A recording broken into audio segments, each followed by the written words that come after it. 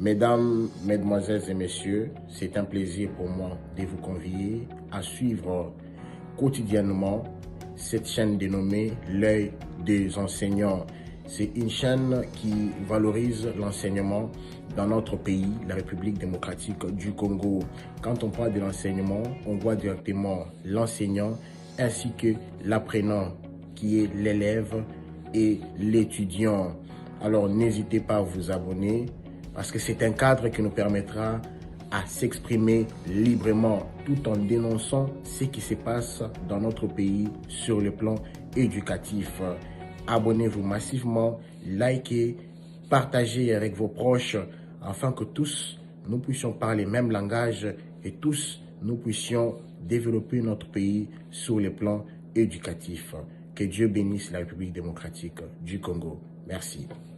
Oui, comme vous le savez, je crois à partir du 20 avril, le caucus des parlementaires de l'Ituri avait décidé de mettre fin à leur participation aux activités parlementaires.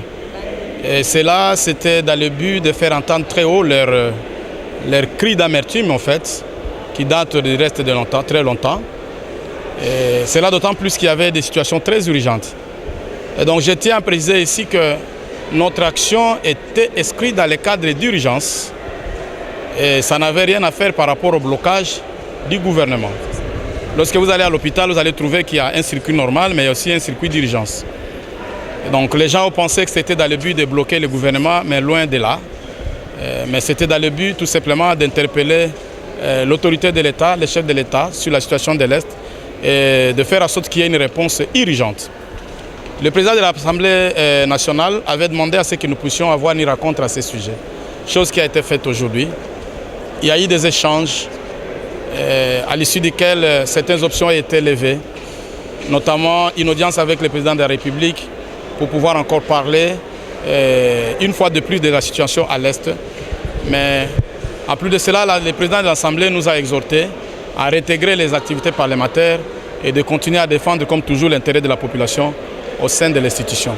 Et donc les échanges se sont bien passés et je crois qu'il y aura un résultat dans le sens de faire avancer la République. Notre retour n'est conditionné par rien.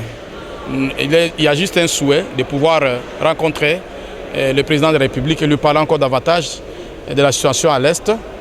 Le président de l'Assemblée nationale nous a fait savoir que cela était un droit pour nous et que nous n'avions pas besoin de suspendre notre participation aux activités pour cela.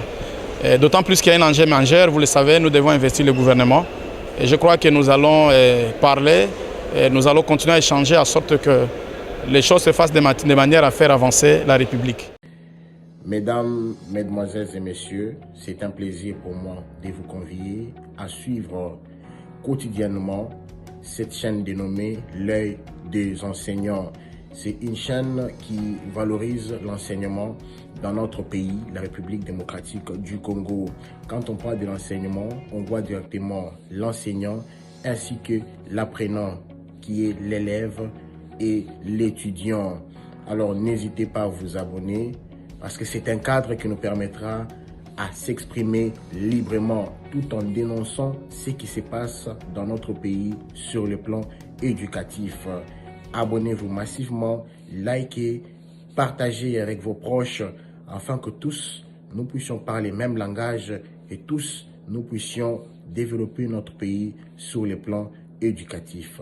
Que Dieu bénisse la République démocratique du Congo. Merci.